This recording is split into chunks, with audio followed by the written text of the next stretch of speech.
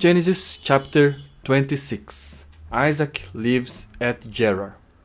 There was another famine in the lands besides the earlier one during the time of Abraham.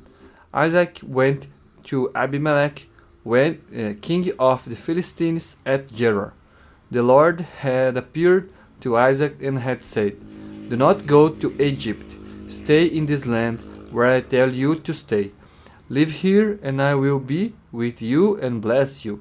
I am going to give all this territory to you and to your descendants. I will keep the promise I made to your father Abraham. I will give you as many descendants as there are stars in the sky, and I will give them all this territory. All the nations will ask me to bless them as I have blessed your descendants. I will bless you because Abraham obeyed me and kept all my laws and commands." So Isaac lived at Gerar. When the man there asked about his wife, he said that she was his sister. He would not admit that she was his wife because he was afraid that the man there would kill him to get Rebekah, who was very beautiful. When Isaac had been there for some time, King Abimelech looked down from his window and saw Isaac and Rebekah making love. Abimelech sent for Isaac and said, "So she's your wife? Why did you say she was your sister?"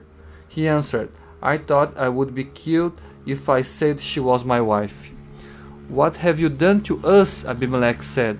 "One of my men might easily have slept with your wife, and you would have been responsible for our guilt." Abimelech warned all the people, "Anyone who mistreats this man or his wife will be put to death." Isaac sowed crops in that land, and that year he harvested 100 times as much as he had sown, because the Lord blessed him. He continued to prosper and became a very rich man. Because he had many herds of sheep and cattle and many servants, the Philistines were jealous of him. So they filled in all the wells which the servants of his father Abraham had dug while Abraham was alive. Then Abimelech said to Isaac, "Leave our country. You have become more powerful than we are." So Isaac left and set up his camp in Gerar Valley, where he stayed for some time. He dug once again the wells which had been dug during the time of Abraham, and which the Philistines had stopped up after Abraham's death. Isaac gave the wells the same name that his father had given them. Isaac's servants dug a well in the valley and found water. The shepherds of Gerar quarreled with Isaac's shepherds and said, "This water belongs to us." So Isaac named the well Quarrel. Isaac's servants dug another well, and there was a quarrel about that one also, so he named it Enmity. He moved away from there and dug another well. There was no dispute about this one, so he named it Freedom. He said, "Now the Lord has given us freedom to live in the land, and we will be prosperous here." Isaac left and went to Beersheba. That night the Lord appeared to him and said, "I am the God of your father Abraham. Do not be afraid. I am with you. I will bless you and give you many descendants because of my promise to my servant Abraham." Isaac built an altar there and worshipped the Lord. Then he set up his camp there, and his servants dug another well. The agreement between Isaac and Abimelech. Abimelech came from Gerar with Ahuzat, his advisor, and Phicol, the commander of his army, to see Isaac.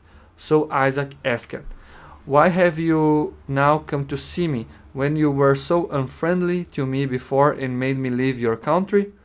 They answered, "Now we know that the Lord is with you, and we think that there should be a solemn agreement between us. We want you to promise that you will not harm us, just as we did not harm you. We were kind to you and let you go peacefully. Now it is clear that the Lord has blessed you." Isaac prepared a feast for them, and they ate and drank. Early next morning, each man made his promise and sealed it with a vow. Isaac said goodbye to them, and they parted as friends.